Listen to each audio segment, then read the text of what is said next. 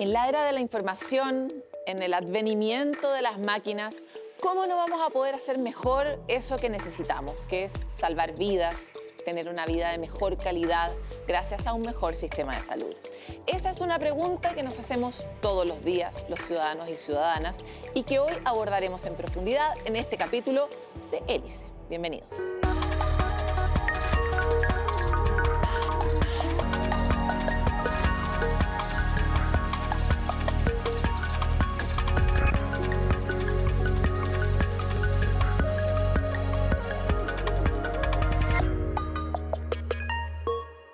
Este es un tema que nos importa a todos y como hablábamos también nos afecta a todos. Es por eso que queremos echar a rodar esta hélice para ver si encontramos esas soluciones que permiten destrabar y hacer de este sistema uno que funcione como un sistema. Para hablar de este tema tan apasionante estamos hoy con tres grandes invitados que voy a presentar. Sebastián Valderrama, académico y director médico de innovación de la UC Christus. Bienvenido. Muchas gracias por la invitación. También estamos con Bernardo Martorell, subsecretario de Redes Asistenciales. Bienvenido. Muchas gracias. Y Lian Fuentes, subgerente de Sistemas de Información de Rayen Salud. Muchas gracias por la invitación. Para comenzar y soltar un poco el cuerpo, los quiero invitar a un juego que hacemos en el ICE, que es que les voy a mostrar una pantalla de conceptos y la idea es que ustedes elijan alguno que los interpele, desde el cual se quieran explicar para poder abordar este tema que nos convoca hoy. Y los conceptos son integración, prevención, transformación, inteligencia, digitalización, innovación, eficiencia, gestión. Y quiero partir contigo, Sebastián. ¿Cuál es tu concepto? Muy fácil, aquí innovación. Yo creo que innovación engloba un poco todos los otros conceptos y es un muy buen concepto para la conversación que vamos a tener. ¿Por qué? Claramente hoy día el sistema de salud necesita innovación, necesita ver los problemas diferentes. Tenemos un montón de problemas que lo hemos tenido históricos en el sistema de salud. Y yo siento que la innovación, más allá del sesgo, mi cargo es director de innovación de UC Christus. Está justificando el puesto. Así que estoy promocionando el cargo. Claramente yo siento que la innovación es una de las formas de poder enfrentar cada uno de estos problemas tan complejos que tenemos. Bernardo. Quisiera elegirlos todos, pero ya que me arrinconan y me obligan a seleccionar uno, yo elegiría prevención. Prevención es un concepto que en salud pública es muy importante, que estamos muy convencidos y la ciencia sí lo demuestra que siempre logramos mejores resultados en salud cuando el enfoque es preventivo. Antes, cuando llegamos tarde a las enfermedades, la verdad es que queda poco que hacer. Pero cuando llegamos antes, cuando anticipamos el daño, la verdad es que hay mucho que hacer y podemos prolongar la vida de las personas como hemos logrado en Chile, que hoy día Chile tiene la segunda mayor esperanza de vida de todo el continente, mejor que Estados Unidos, mejor que Alemania incluso, que el promedio de la OECD, y eso gracias a un enfoque preventivo histórico en nuestro sistema sanitario. Ah, mira, eso sería es como una noticia de alguna manera, pero vamos a abordar eso en profundidad. Lian. Dado que ya algunos de los te quemaron los conceptos, el problema del tercero. El tercero tiene que ser más creativo. Yo me voy a quedar con inteligencia. Y voy a mezclar esa inteligencia con inteligencia sanitaria, básicamente, que yo creo que es lo que va a tomar la conversación. Porque si hablamos de la innovación y sobre todo en un contexto de prevención, hoy día el país tiene una madurez y tiene una calidad de información gigantesca, que creo que si aportamos ese granito, digamos, de inteligencia sanitaria para poder utilizar esa información en beneficio de la salud pública, particularmente de las personas que se atienden en el sector público, podremos lograr impactos gigantescos en muy poco tiempo. Lian, es interesante tu mirada en particular y por eso también quisimos que estuvieras hoy día en Hélice, porque Rayen es una institución que de hecho ha puesto esto en marcha desde hace un buen rato y maneja bastante data y hace cosas con los datos que le permite generar soluciones. Como empresa, digo. O sea, de hecho, todo lo que hacemos, todo lo que creamos, tiene una mirada de eficiencia, es decir, de qué manera somos capaces de utilizar todo lo que se ha creado en conjunto, digamos en conjunto, digo porque esta es una estrategia ministerial, que ha impulsado, que ha pasado por diferentes gobiernos, una estrategia del Estado de Chile, y el tema es cómo esto vuelve con eficiencia al mismo sector para tener herramientas y datos en la toma de decisiones. Le voy a hacer una pregunta a los tres y se pueden interrumpir, vean cómo la contestan colaborativamente o no. Lo que nos pasa a los usuarios, desde un lugar súper cotidiano y como corriente, es que vemos que la tecnología se dispara, la ciencia se implementa, transforma la vida, pero parece que la inteligencia y la mirada como desde los aprovechamientos de la tecnología no ha logrado permear al sistema de salud. ¿Por qué? ¿Es que no tenemos la plata? ¿Es que no tenemos las capacidades? ¿Es que nos quedamos en los laureles? ¿Cuál es nuestro problema? Lance, el subsecretario tiene cara de respuesta. Me lanzo. El sistema de salud es público y privado. En Chile y en todo el mundo en realidad se ha mostrado resistente al cambio y sobre todo a la incorporación de nuevas tecnologías digitales. Ha sido un proceso de hartos años, décadas, diría yo, de transformación digital que ha tenido altos y bajos, podríamos decir, y es bien conservador la forma de hacer salud. Yo creo que ahí, después de haber estudiado medicina, me di cuenta que en salud nos cuesta ser un poco creativos por los riesgos que significa la creatividad. Y eso yo creo que siempre ha sido como una barrera para implementar cosas nuevas, tener mucho cuidado con los riesgos que eso puede significar. Y yo creo que por ahí puede haber alguna explicación de la dificultad, pero sin duda que hay muchas oportunidades para optimizar, mejorar, si lográramos rápidamente adquirir e incorporar las innovaciones que están sucediendo en todo el mundo. Voy a salpimentar su respuesta porque hace poco tuve la oportunidad de conversar con uno de los fundadores de OpenAI.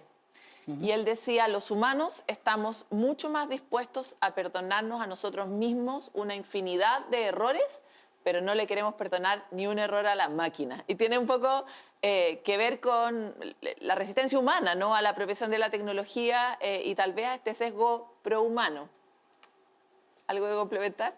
Sí, yo creo que quizás yo me quedaría con la mirada también optimista. O sea, efectivamente, la industria de la salud o el sistema de salud es bastante más conservador. Uno se compara con otras industrias, las finanzas, el retail, pero ha habido ejemplos concretos de Estado. Yo creo que un poco cómo se enfrentó la pandemia, en que hubo una clara colaboración público, privada, académica, y que nos permitió sobrellevar esa época de crisis de muy buena forma, con inteligencia, con datos, con universidades, con premios, o sea, hubo premios. Claro, incluso, pero ahí la alternativa era morir. Entonces, igual era bueno el incentivo, digamos, había que salvarse. Pero todos los países tenían la misma dificultad. Claro, y nosotros lo hicimos mejor que nosotros como otros. país lo hicimos Buen bastante bien y hay resultados súper concretos de que el país y el sistema sanitario lo sorteó súper bien. Es verdad. Entonces, yo creo que hemos demostrado, yo siempre me quedo con el lado de la innovación optimista, de que efectivamente hoy día es el momento. Y yo creo que esta conversación es súper buena tenerla ahora porque hoy es el momento, tenemos los datos, tenemos la voluntad y el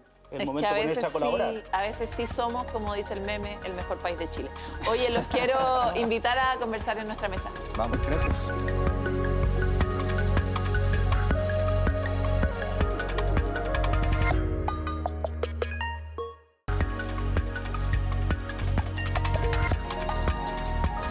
Volvemos con este tema que es un desafío, pero es divertido que le llamemos sistema de salud a uno que a veces no funciona como un sistema. Y eso le pasa también a la salud en la práctica de la medicina. Diríamos que estamos avanzando en la medida que pasa el tiempo a una mirada más integral de todo, a efectivamente una aproximación sistémica, en la medida que hemos comprendido que cuando no funcionamos sistémicamente cometemos errores, tenemos cegueras y tenemos graves problemas. Y les quiero mencionar uno que probablemente conocen, y es que según cifras del Ministerio de Salud, durante 2023, 34.521 personas murieron mientras esperaban una atención en el sistema de salud. Entre ellos 31.700 que esperaban una consulta de especialidad o una cirugía no incluida en el plan Auge, mientras 2.700 eran personas que murieron esperando un tratamiento GES. Estas cifras no distinguen a personas que murieron por una causa distinta a la que originaba su espera. O sea, en el fondo nos permiten mirar los grandes números de tareas que tenemos para resolver una cuestión que no espera, que es la enfermedad, ¿no? Entonces quisiera tratar de tener una respuesta integrada de ustedes sobre cuáles son las cosas que nosotros podríamos colaborativamente resolver para acelerar la solución? Y tal vez parto contigo, porque ya que citaste justamente la inteligencia, me interesa mucho esa mirada. Bueno, una de las cosas que sería bueno como poner en la base de la conversación es que el sistema de salud hoy día en Chile tiene una implementación de registros clínicos electrónicos que son la base de la información sobre la cual estamos conversando. Eso permite que las atenciones de salud en el ámbito, por ejemplo, atención primaria, de hospitales, llevan ya en el país 15 años de implementación y desarrollo. Y cada una con diferentes estrategias. Entonces, evidentemente... Ya, pero el registro clínico funciona. Funciona Y funciona bien. Y tenemos hoy día historia de los ciudadanos, por ejemplo, FONASA, donde se atiende el sector público, donde se atiende el 80% de la población. Tenemos implementación en el país que dan cuenta de más de 10 años. Por lo tanto, la historia como tal existe. Ya, espérate, una pregunta respecto Ajá. de eso, tal vez para el que quiera avanzar en esa solución. Desde que tenemos ese registro, ¿hay cosas que hacemos mejor? Por supuesto. Por ejemplo, al principio, cuando estábamos en esta conversación, hablábamos de cómo estuvo el país de preparado para el proceso de cuando nos llegó la pandemia del COVID. Y una de las cosas que el país ya tenía en ese momento Era esa arquitectura. era una arquitectura que tenía soportada un registro nacional de inmunizaciones. Por lo tanto, en todo el país, independiente en que si eras del sector público o privado, existía un registro nacional de inmunizaciones que era capaz de permitir, o sea, permitía primero que esta información estuviera disponible y que se tomaran decisiones con respecto a evidencia de datos que estaban en el momento. Ya. Eso no ocurrió antes. Subsecretario, ¿qué opina respecto a esto mismo? Sobre el tema agradezco la introducción porque me permite clarificar y desmitificar quizá algo sobre la lista espera. La lista espera, cuando hablamos de lista espera, es la no GES, es decir, todo lo que es GES, que es una política pública que cumple 20 años ahora, exitosa, con un 97% y más de cumplimiento de todas las garantías que están ahí incorporadas y más de 5 millones de prestaciones y garantías abiertas cada año. La verdad es que es una buena herramienta para resolver todo aquello que hemos priorizado como país dentro de ese instrumento. Lo que es no GES es donde hablamos de la lista espera y donde están las personas que están esperando habitualmente situaciones que son no de vida o muerte. La gran mayoría de esa lista de espera, entonces cuando hablamos de los muertos en lista de espera, la verdad es que son personas que están esperando alguna atención. Por ejemplo, un quinto de la lista de espera son atenciones odontológicas y obviamente eso no es la causa de muerte de las personas que están ahí esperando, o atenciones oftalmológicas, que también es una lista de espera muy Claro, grande. por lo tanto, estos números son imprecisos respecto de la que uno pudiera causa. culpar a la lista de espera. Exacto, Ya, eso se entonces- entiende. Pero la mirada más general, Ahora, claro, volviendo a la mirada más general, obviamente hay una preocupación en resolver la lista de espera que tiene que ver con recursos disponibles para eso. Y volviendo a la idea tuya de que este es un sistema que aparentemente no está dando respuesta a estas necesidades, porque para nosotros también es bien doloroso ver que las personas esperan, aunque no sean cosas de vida o muerte inmediata, porque la mayor parte de las personas igual se atienden. A nosotros nos duele que no podamos resolver toda la lista de espera y hay varios temas ahí, o sea, no es como todo sistema, y este es un sistema complejo, no hay una respuesta única, no hay una solución mágica para resolverlo, pero tenemos que alinear al menos tres cosas.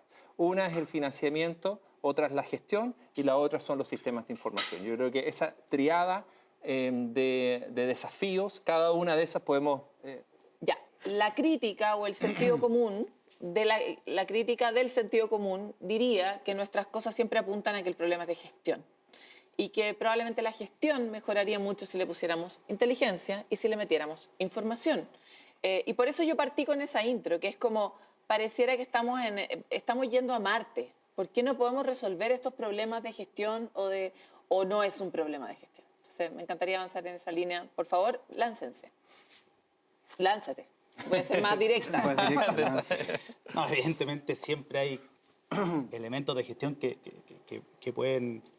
uno puede mejorar, pero yo quizás me quedaría claro, en este sistema de salud, y claro, y mi posición desde la academia y desde UC Christus, quizás un poco el cómo empujar esta colaboración virtuosa público-privada. Yo creo que efectivamente, sin lugar a duda, que hoy día tenemos los sistemas. Yo creo que hoy día por lo menos tenemos una arquitectura que permite conectar mejor la información, pero sin lugar a duda esta colaboración virtuosa ahí tiene que ser bien hecha y obviamente hay ejemplos para todas las cosas. Público-privada para mejorar. Tú partías ahí hablando de listas de espera. Hoy día efectivamente, como dice el subsecretario, hay muchas cosas que se hacen bien en el sistema, pero hay cosas que también creemos que existen actores que pudieran ayudar a resolverlo. Por ejemplo. Actores privados, en fondo, prestadores privados que perfectamente pudieran ¿Como participar. Rayen? Prestadores, ellos, Rayen es una empresa de sistemas de información. Aportaríamos en la parte de sistemas de información. Pero hoy día que un paciente, que es lo que vemos en el día a día, para llevarlo bien en concreto, un paciente se atiende en un consultorio y por alguna determinada razón decide consultar a un prestador privado, nosotros, en la Universidad Católica, en UC Christus. Esa información nos viaja con el paciente, es decir, todo lo que ese paciente se hizo en la atención primaria, súper bien, sus controles preventivos, no llegan a este nivel. Me encanta que seamos tan concretos en el ejemplo, porque ahí lo que parece que falta es una ley, o no tengo idea, un reglamento, algo Tenemos que una ley. permita, algo que obligue a compartir todas las fichas clínicas, pero, y aquí vuelvo a hablar desde la ciudadanía y la total ignorancia y la sospecha, porque un poco a eso nos dedicamos los ciudadanos, la sospecha es que alguien no va a administrar bien mis datos. Ahora, es bastante injusto que en un lado como que no tengamos ninguna opción de elegir, o uno cree o uno siente que el Estado lo va a hacer bien, y en el otro tal vez sospechemos más. No sé, ¿cómo se vela porque este problema no exista? Porque parece una tontera. Probablemente no lo es. Tenemos una ley, promulgamos una ley hace un año de interoperabilidad, que es el concepto técnico para decir que los sistemas conversen y que la información del sistema de UC Christus viaje al CEFAM y del CEFAM a UC Christus o al hospital o donde sea necesario, siguiendo al paciente. Porque la ley de derechos y deberes, que es más antigua, dice que la información clínica es del paciente. Claro. Y lo que nos hacía falta era una norma para conectar los sistemas. Esa ley se implementó y ahora se está escribiendo el reglamento de esa ley, que prontamente se va a ingresar a la Contraloría General de la República para tomar razón. Pero además, en paralelo, hemos estado trabajando en conectar los sistemas también y hemos estado emprendiendo en el último año un camino de interoperabilidad en la práctica con los sistemas como Rayen, TrackCare y los distintos proveedores dentro del ecosistema. La gran mayoría son privados, en eso tenemos una colaboración permanente con el sector privado y lo importante es que también es como los celulares que tienen enchufes diferentes, tenemos que obligar a que todos usen el mismo enchufe. Entonces nuestro problema es tecnológico. No, el problema yo creo que no es tecnológico, puramente tecnológico. De hecho, el subsecretario muy bien hablaba de este tipo de normativas, ¿cierto? Y de reglamentos que ordenan el cómo compartir esta información. Porque aquí se cruzan varias cosas y creo que es importante que lo pongamos en la mesa porque son temas que tienen que ver con los sistemas, pero también tienen que ver con la gestión. Voy a graficarlo en un ejemplo. Hoy día el país tiene y ha avanzado en un proyecto de interoperabilidad, particularmente de lista de espera. Eso ya está avanzando en varios servicios de salud, ¿sí?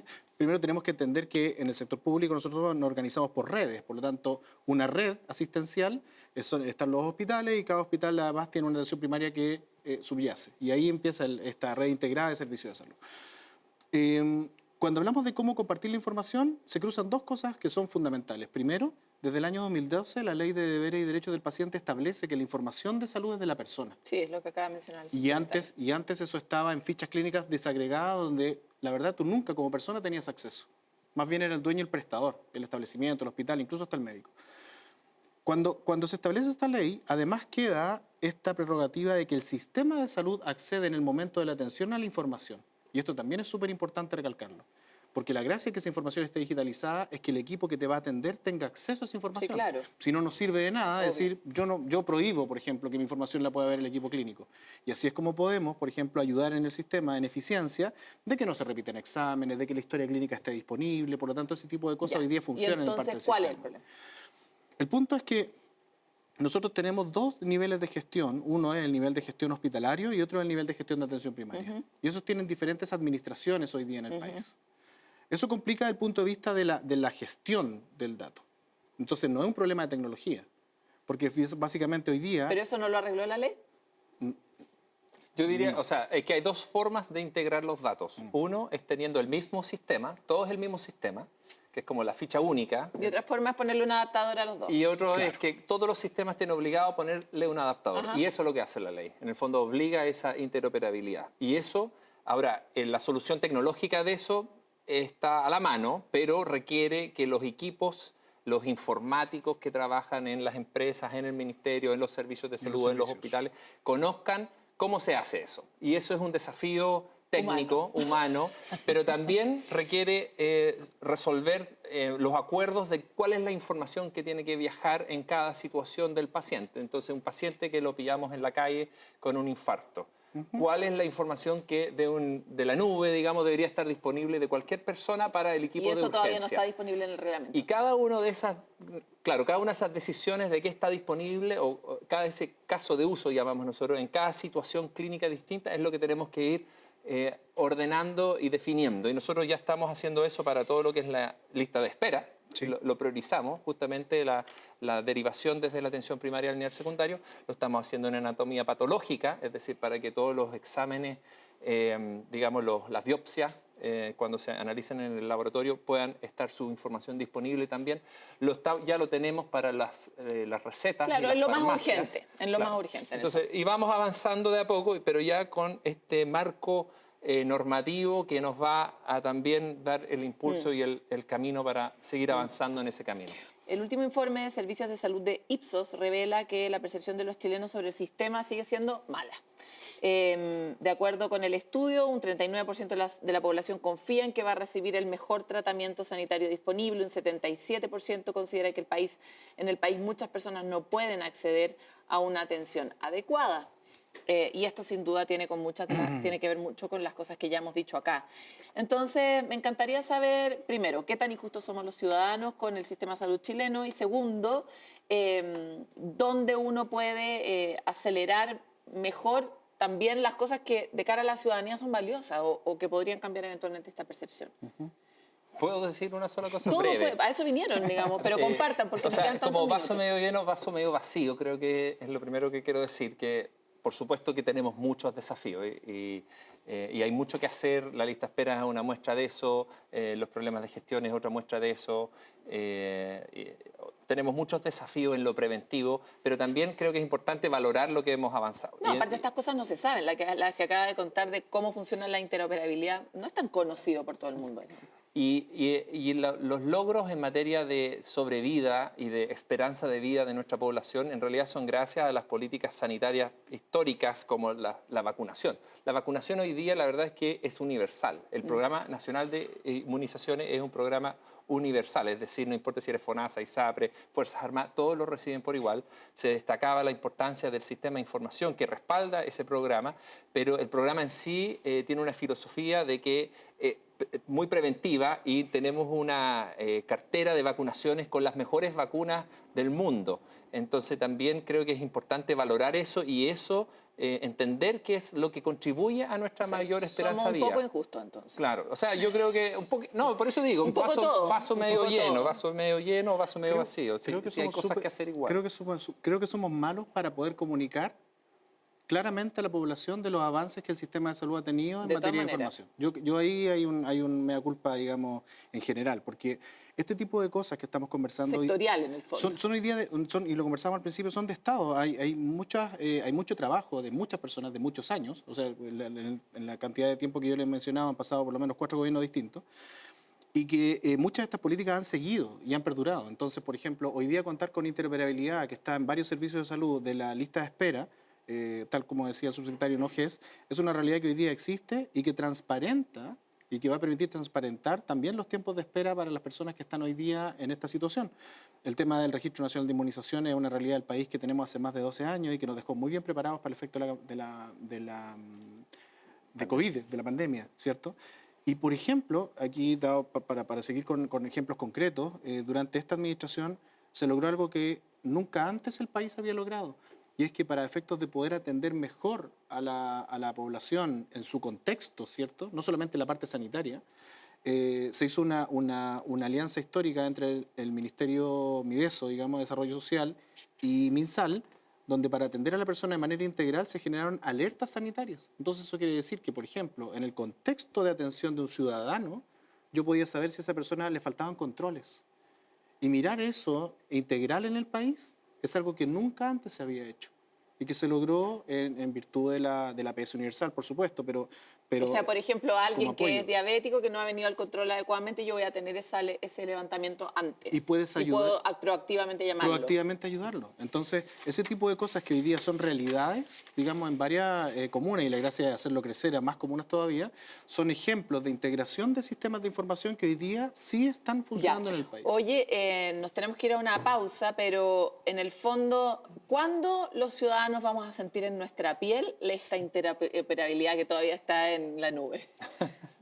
Yo creo, bueno, primero decir que eso está avanzando. Ya hay 4 servicios de salud en el país que están 100% conectados, sus hospitales con su atención primaria para la interconsulta de especialidad. Pero esto va a ser un proceso gradual, es decir, va a ir paso a paso, ampliándose a otros ámbitos.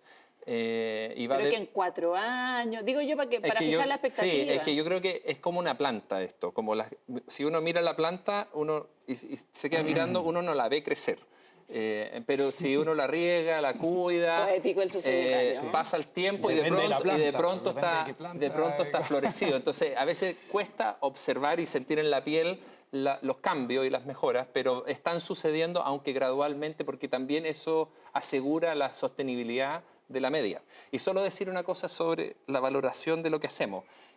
A propósito de reconocer avances, la revista Lancet puso en su portada y destacó la estrategia de vacunación en Chile del virus sincicial Sí, respiratorio. claro, que tuvo 0 muertes, una de las cosas más impresionantes que que hemos logró hecho. 0 muertes en los últimos 2 años en los menores de 1 año. Entonces, pasan cosas que a veces en el extranjero se reconocen más que aquí mismo. Ya, Yo creo que eso por es lo bueno menos en CNN reconocerlo. lo hemos reconocido un par de veces ya, ese logro en particular. bueno. Oye, nosotros vamos a ir a una pausa, pero les quiero dejar el enorme desafío de que nos autoflagelemos a la vuelta. O sea, que entremos en el detalle de lo pendiente. Ya vimos el vaso medio lleno. Efectivamente, hay cosas que no sabíamos, así que vamos a una pausa disfrutando de esta sensación y volvemos con más.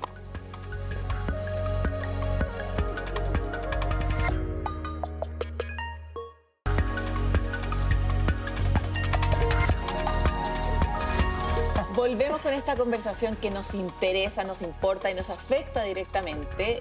Y quiero retomar un poco la conversación que teníamos al inicio respecto de cuán flexibles, cuán dispuestos estamos los humanos a que las máquinas cumplan un rol en esta nueva era de la medicina, ojalá a favor de los humanos, porfa. Y entonces quiero partir con una noticia que tal vez a alguien de esta mesa le suena, porque la red de salud UC Christus con la Universidad Católica se adjudicó uno de los 3 programas nacionales impulsados por Corfo para acelerar el uso de inteligencia artificial en salud. Su objetivo es validar, escalar soluciones tecnológicas basadas en inteligencia artificial para mejorar el acceso a la atención médica, optimizar la gestión clínica y cuidar a los pacientes. Este se llama Prisma IA. ¿Te suena? Me suena. ¿Viste? Estás informado. ¿Qué opinamos de esta nueva era de la inteligencia artificial, de la colaboración con los humanos y de cuánto esta revolución de inteligencia artificial que está cambiando el mapa en otros sectores podría eventualmente cambiar el mapa en este sector? Y aquí yo los invito a ser un poquitito opinólogos y un poquitito como futurólogos también. ¿Quién va primero? Ejemplos reales de implementación de inteligencia artificial en salud pública. El país tiene hace aproximadamente como 2 años. ¿Y cómo se ve? ¿Cómo se visualiza este tema? ¿Cómo lo humanizamos? Hoy día, como lo comenzamos anteriormente, existen como muchas prácticas que están asociadas. Y tenemos un problema sanitario en el país importante que tiene que ver con las enfermedades crónicas no transmisibles, particularmente diabetes, hipertensión, ¿cierto? ¿Por qué? Dislipidemia. ¿Por qué? Porque primero somos uno de los países más obesos de la región, Sí, ¿cierto? ahí no estamos siendo muy preventivos. No, y ese factor de riesgo acarrea además otro tipo de patología. Después de la pandemia, los controles de salud de las personas cayeron un 60%. Eso quiere decir que los que ya tenían la patología comenzaron con efectos de descompensación por la falta de control. Y los que no la tenían, lo más probable es que asumieron nuevas patologías. El otro efecto importante, y que está de la mano de esto, son las enfermedades de salud mental. que se han disparado después de la pandemia Sí, que en se han la vuelto incidencia. comorbilidades muy Ajá. asociadas a demasiado. Entonces, el punto que, para tomar lo que decía el subsecretario, es cómo llegamos antes a este proceso. Y lo que vimos nosotros en un proceso de innovación que desarrollamos fue cómo llegamos antes a la población, cómo somos capaces de poder contactarla rápidamente utilizando inteligencia artificial. Así que nos metimos en el proceso y nos dimos cuenta que toda esta llamada, toda esta pesquisa manual que hacen, que es un esfuerzo gigantesco, Son personas llamando a que cada son uno de los personas pacientes. llamando para decirte, Paloma, tienes un control para que venga a hacerte, por ejemplo, el examen de Papa Nicolau. Eso pasa, Se podía hacer con un robot. por supuesto. Ahora, lo dramático de esto es que después de todo el esfuerzo de miles de funcionarios para poder conseguir esas horas de control, es decir, llamar a las pacientes para que llegaran a controlarse, nosotros teníamos una inasistencia de un 48%. Ya, O sea, entonces, después de todo el efecto, la mitad de esas citas programadas no se concretaban finalmente como control. entonces, ¿Qué fue lo que se hizo? En varias regiones del país, hoy día nosotros tenemos un motor de inteligencia artificial que detecta cuáles son las poblaciones de riesgo, es decir, las que uno considera con las variables Más mujeres grave, entre ajá. tal edad que no tengan el examen de medicina preventiva. Y cuando está mirando en la agenda del sistema de registro clínico electrónico del establecimiento de salud que hay cupos para estos controles, llama automáticamente al grupo de población. Ah, Y buenísimo. comienza a llamarlas, tú no me contestas, entonces llama al siguiente, hasta que les completa la agenda a los funcionarios. Y eso ha significado 3 datos que te puedo dar, así como que se han repetido en Súper todas buen las dato. redes. Primero, un 50% de aumento de cobertura en la red asistencial donde lo implementamos. Llegamos a pacientes que los mismos actores no sabían que tenían en la red, que tenían esta característica. Claro, porque la inteligencia artificial es mucho más No tiene capaz sesgo. de hacer esa cantidad de cruces y hacerlo de manera eficiente. Súper buen ejemplo. Me encanta lo que estás planteando porque ahí queda muy concretamente un resultado que además es auditable y que Sí, probablemente por las supuesto. personas lo perciben muy, muy concretamente. Aparte, estos robots, yo conozco algunas de las implementaciones, son muy, en lenguaje muy humano. O sea, de hecho, es fantástico que ellos recibieron una llamada y decía, hola, Paloma, disculpa, voy a seguir con el ejemplo, te estamos llamando a tu centro de salud, San Rafael, por ejemplo, en La Pintana, y tenemos una hora disponible para tu control el jueves a las 11. ah, es que no voy a ir. Y tú respondías lo que querías. Entonces esto decía, y mire, tenemos otra hora disponible el Claro, viernes. el robot es bastante perfecto. más inteligente que muchos de los robots con los que uno habla hoy día, que te tratan de engañar, pero lo hacen mal. Yo sé que es mucho mejor. ¿Qué le parece si entramos en la parte de la flagelación, subsecretario? Entremos un poco en los pendientes, deudas, dolores que tiene el sistema y que tal vez esta tecnología sí puede entregar una solución. Y si quieren, ahí se complementan. Parto yo, si quiere, para no exponerlo, para no exponer dice. al subsecretario. Yo creo y quizá un poco contar el proyecto que nos adjudicamos de Corfo, lo que busca básicamente es usar todos estos datos que efectivamente existen hace un buen rato y empezar a gestionarlos, finalmente juntar esta información y gestionar. Y va en parte lo que hacemos en UC Cristo, es como una red clínica académica que buscamos investigar, innovar. Y un pendiente, sin lugar a dudas, ya que estamos autoflagelándonos, es cómo hacemos que nuestros equipos de salud lo pasen mejor.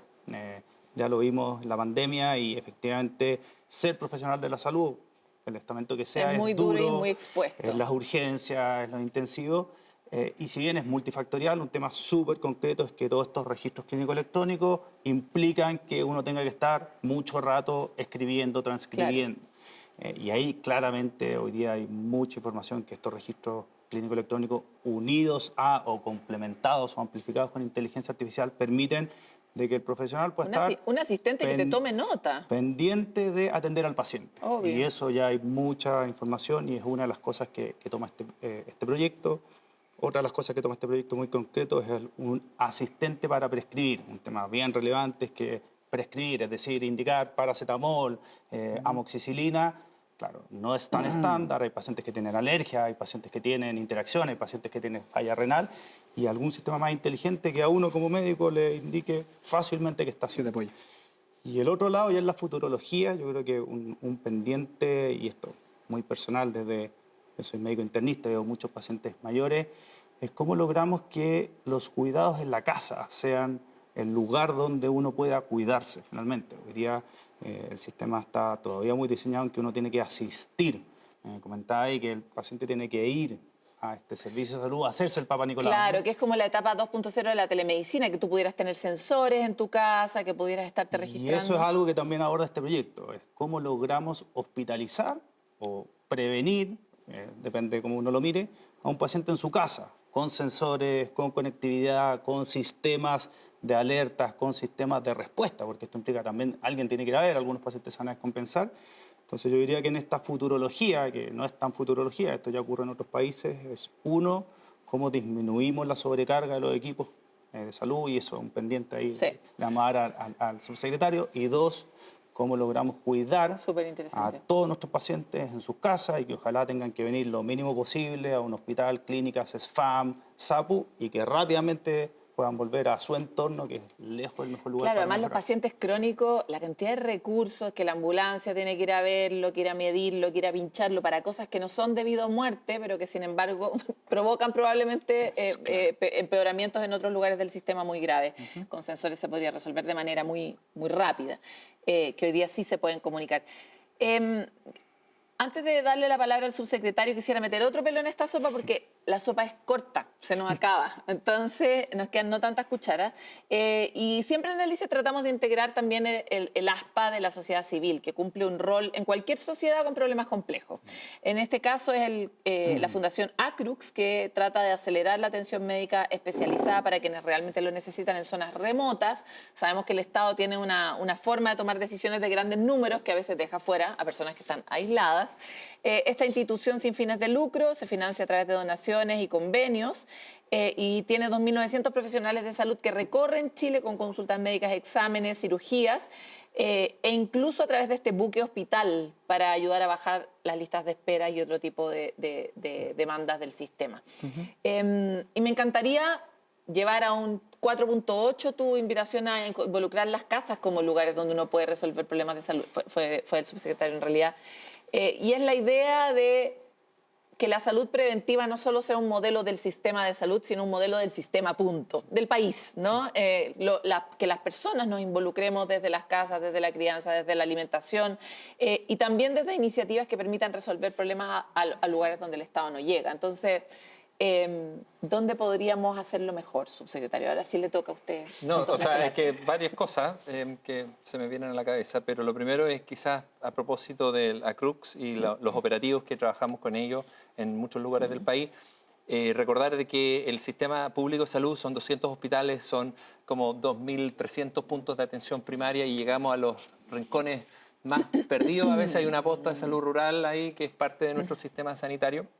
Y uno de los dolores que hemos tenido por muchos años es que no tienen internet en esas postas. Es decir, no, estamos hablando de digitalizar los procesos, de todas las oportunidades perdidas de las tecnologías y la inteligencia artificial. Pero Y la infraestructura básica no está. Claro, la infraestructura básica es que tengamos internet en esas postas. Nosotros ya hemos puesto en 470 postas internet satelital en los últimos 2 años. Entonces hemos dado un paso importante para más o menos la mitad de las postas. Todavía queda otra mitad a propósito de vaso medio lleno y vaso medio vacío. Pero tenemos que avanzar en la iluminación en primer lugar. El segundo dolor que yo quiero mencionar, porque Liam decía que hace 15 años ya tenemos registros clínicos electrónicos, pero claro, digitalizar un proceso puede hacerse de 2 formas. Uno es pasando de papel a computador, que es como la forma simple de hacerlo, y lo otro es optimizando cómo se hace, con herramientas novedosas que hacen mejor el trabajo. Que lo lean y lo traduzcan, que lo traspasen y que te saquen a la persona que te haga del medio. recomendaciones, que te levante alertas, que te avise, que te ayude. Y nosotros yo creo que en los últimos 15 años hemos avanzado en ese primer paso, es decir, de tener registros clínicos electrónicos. Y lo que nos falta ahora es sacarle provecho a todo eso, sacarle más provecho a la información. Tenemos toneladas de información en el ministerio y la verdad es que es tanto que una de las dificultades más grandes es decidir cuáles son las informaciones más importantes para hacer gestión y para mejorar la vida de una persona. Y yo creo que ese es digamos, uno de los dolores sobre los cuales estamos trabajando, por cierto, con todos los aliados, los proyectos que también vienen a ayudarnos, pero yo diría que ahí hay una brecha todavía que estamos trabajando por cerrar. Oye, si se les quedó alguna posibilidad de autocriticarse, vamos a pasar al bloque 4, pero eso viene después de esta pausa que vamos a hacer en Delicia. Volvemos a hacer.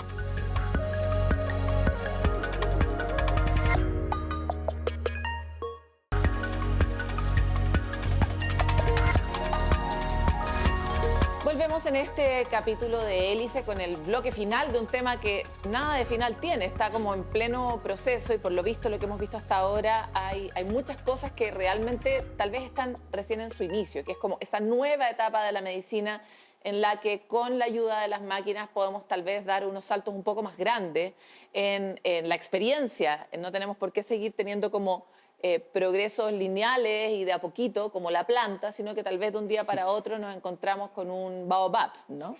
Entonces, quisiera invitarlos primero a revisar 3 conceptos que han sido recurrentes durante este programa y que parecen ser algunas de las trabas que podríamos sacar para poder desencadenar un mejor resultado. Primero, el asunto de la confianza, que como les decía es bien transversal a los capítulos de Hélice. Evidentemente estamos en una crisis de confianza global, pero aquí parece ser relevante la prevención como un instrumento que permita de alguna forma descomprimir al sistema gracias a que nos anticipamos a los resultados y ahí el efecto que podría tener la inteligencia artificial y la colaboración entre los sectores. Y aquí quisiera entrar muy brevemente en el asunto de la colaboración, porque nuevamente desde la desinformación de la ciudadanía tendemos a no ver que esa colaboración sea tan radical entre los distintos sectores o a que tal vez no es tan fácil compartir la información porque tal vez la información fue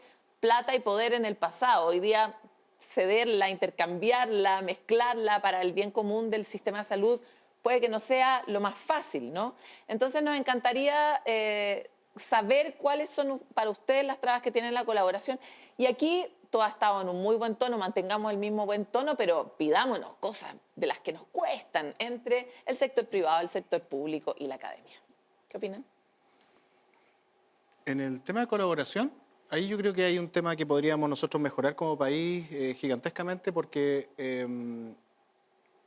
si fuéramos capaces de reconocer los avances que se han implementado, y aquí voy a entrar en un tema como que a mí me toca ver mucho porque viajo en muchos servicios de salud y conozco muchas realidades, es que de repente nos quedamos en un espacio, y estoy hablando en general, de un espacio como muy mezquino de reinventar la rueda, ¿sí?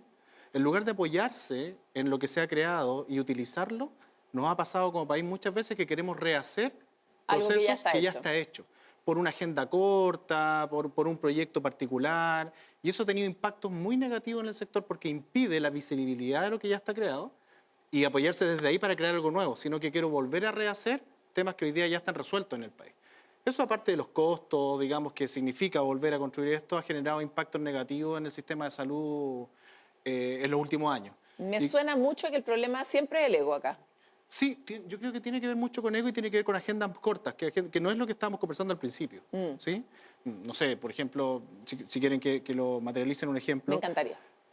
El sistema de salud tiene un programa de alimentación que lleva años y fue uno de los pilares fundamentales de los registros de poblaciones bajo control durante la década del 2000, digamos. ¿Sí? Se implementaron finalmente en el 2010 en el país.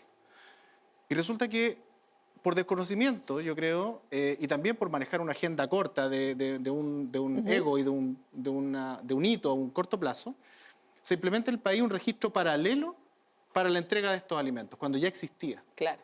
Con una indicación clara de la Subsecretaría, en este caso de Salud Pública, de utilizar lo que existiera cuando ya estaba implementado y que aquellos que no tuvieran nada, entonces que hicieran esto. Y ahí perdimos un montón de tiempo. Perdemos en datos, perdimos el 50% de los datos de los niños que están bajo control. ¿Y esto cuándo ocurrió? Esto ocurrió en los últimos 2 años. Chuta. Entonces tenemos ahí un tema de que si en estas agendas somos capaces de poder colaborarnos con la información que ya está disponible, ser transparentes con lo que ya existe, podemos apoyarnos en esos peldaños y crecer aún más. Pero si nos devolvemos siempre, es difícil que esta planta crezca más. Claro, y es que ahí es difícil también evaluar cuándo la cosa que se está haciendo, me imagino yo, nunca he estado en el Estado, cuándo la cosa que se está haciendo está bien hecha y se puede mejorar y cuándo en realidad hay que volver a fundarla. Claro. Y entonces me encantaría saber un poco en el aprendizaje, sin ánimo de hacerlos pelear en ningún caso. Sí, yo diría, en primero para la academia, como la innovación es ubicua, o sea, aparece en cualquier parte y los innovadores uno no sabe dónde están. Y yo creo que es súper importante que la academia siga empujando la innovación, el cambio, resolviendo los problemas, tratando de entrar más en el problema público, abiertas nuestras puertas, si bien también hago el mea culpa que a veces los ministerios son estructuras un poco rígidas y difíciles de aceptar ese influjo de energía y de nuevas ideas. Y esas innovaciones repartidas por todas partes, le pediría a la industria también estar abiertos a incorporarlas, es decir, a abrir las bases de datos, a abrir la interoperabilidad y los conectores para que el que crea una innovación pueda rápidamente traducirse en un beneficio para los pacientes que están en todo el país. Porque eso yo creo que es el gran desafío, que todas estas innovaciones que estamos generando, por ejemplo, tenemos inteligencia artificial para leer las mamografías, que está dando mejores resultados que los radiólogos. Sí. El fondo de ojo para los diabéticos. Y con un tiempo mucho más anterior, la capacidad de detectar señales. Claro, el fondo de ojo para los diabéticos, que es la principal causa de ceguera. Inteligencia artificial en lista espera, que tenemos un proyecto de eso. Pero todos estos aplicativos, tal como los aplicativos del celular, tienen que poder montarse en el camino del paciente. Y eso yo creo que es lo que le pediría a la industria ayuda para acoger esas llegadas. Y lo mismo te pregunto a ti, Sebastián, porque la academia también tiene problemas de ego brutales, demasiadas veces. A veces la idea genial no es del director del departamento, sino que es del último recién ingresado investigador, y lograr hacer conducir ese talento rápido al sector público o al sector privado también es un desafío. Sí, no, claramente. Ya que estamos pidiendo cosas, probablemente una de las cosas que pedir al sistema, en fondo al ministerio, es muy distinto cuando uno entra en las estructuras más transversales, desde el ministerio a cuando ingresa desde el sistema desde abajo. Y claramente esta visión de sistema es algo que se agradece mucho y lo uno al tiro con confianza, colaboración. Y quizás el ejemplo concreto del proyecto de Prisma IA 2.0, que si bien es dirigido por la Universidad Católica, por UC Cristos, esto es un proyecto que es un grupo en que hay privados, está Microsoft, por ejemplo, pero está el ministerio. Entonces, sin lugar a dudas, yo creo, nuevamente, siendo optimista y viendo la colaboración, se logra conectar al ministerio con la academia, con la universidad, con un privado como Intersystem, que es una empresa de registro clínico electrónico, con gigante de la tecnología como Microsoft. Es decir, cuesta, no es fácil, hay que darse el tiempo, tomarse café, pero que se puede. Y te devuelvo al tiro una pregunta cuando dices Microsoft. Y es la que ha estado un poco en toda esta conversación que hemos tenido ahora, que es la de los datos. ¿Podemos estar tranquilos los usuarios de que nuestros datos se están administrando de manera ética, que no se están haciendo negocios con nuestros datos, que nadie nos va a vender un seguro justo para la enfermedad que yo tengo 2 minutos después de que entre esa información al sistema? Perdón que lo diga así tan expuesta. Sí.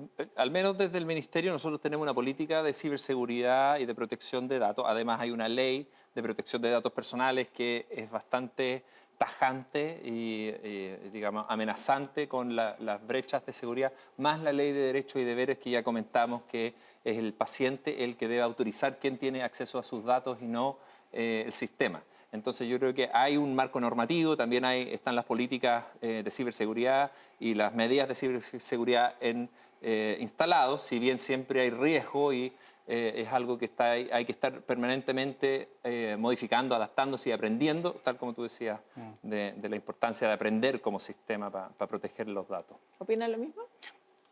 Yo diría confianza, yo diría transmitir, efectivamente, hay que confiar en que los datos, yo creo que el país ha demostrado a todo nivel, obviamente siempre hay excepciones, pero ha demostrado a todo nivel que los datos se usan y se usan bien, y yo creo que particularmente en salud hay una política de Estado de darle un buen uso a esta información. Entonces, yo creo que no hay, sin lugar a dudas, hoy día estamos en una crisis de confianza y uno desconfía de todos, pero en lo personal creo que más bien es confiar en que esta información va a ser para alimentar estos sistemas.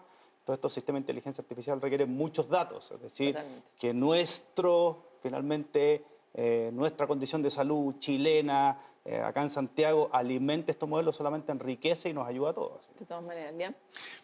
Yo creo que, aparte de la seguridad, hoy día, bueno, nosotros impulsamos el tema de estar certificados en una norma de seguridad de la información, que es la ISO 27001. En el espacio en que estamos trabajando, cuidar la información es tan importante como que esté disponible en el momento que se requiere. Cuando hablamos de seguridad y de esta confianza que quiere la ciudadanía, yo no solamente me quedo con lo que nosotros hemos, digamos, protegido en esta ética, digamos, del uso de la información que está disponible para los establecimientos, los servicios de salud y en el ministerio cuando los requieren, ¿cierto? Porque estos datos se tributan finalmente para que queden, en caso de que pase algo, siempre están respaldados y disponibles en data center y en espacios distintos. Sino que también estos datos como concepto de seguridad tienen que estar disponibles en el momento que se necesitan. Y ahí hay una fortaleza gigantesca que el sistema ha tomado. Yo partí en esta implementación y los que somos, digamos, más viejos, sabemos que parte de nuestra historia está en papel. Y en el momento que nos querían atender, muchas veces nos pasó que no estaba esa información disponible. Eso también es seguridad. Entonces, que hoy día yo tenga la certeza y yo soy usuario, digamos, de la red pública de salud y cuando yo voy a mi familia, la historia de lo que se ha realizado está disponible para el médico que lo va a tratar. Es seguridad para que a ti te atiendan mejor. Es fundamental. Obviamente. Oye, muchas gracias a los tres por la generosidad, el buen humor y la exposición. Yo sé que no es fácil, pero la verdad es que si no tenemos conversaciones honestas y así de abiertas, también es difícil avanzar en estos mismos temas que hemos planteado en el capítulo de hoy. Así que muchas gracias por estar aquí hoy en Hélice. Gracias, Paloma. Muchas gracias. Este es un tema que realmente es apasionante porque el nivel de transformaciones que viene en el mundo de la medicina y de la salud humana es gigante. No solo por el impacto de la inteligencia artificial en cuestiones como las que hablamos hoy día, en las listas de esperas, en la administración y la gestión, sino también porque esa misma tecnología y otras superpuestas están abriendo alternativas de tratamiento y de cuidado para las personas como nunca imaginamos. Por eso es tan importante que estemos arriba de la conversación y que comprendamos un poco mejor en el mundo en el que estamos y lo que viene, si lo podemos exigir y por lo menos criticar con material, ¿no? Que es lo importante. Nos vemos pronto en otro capítulo de Hélice.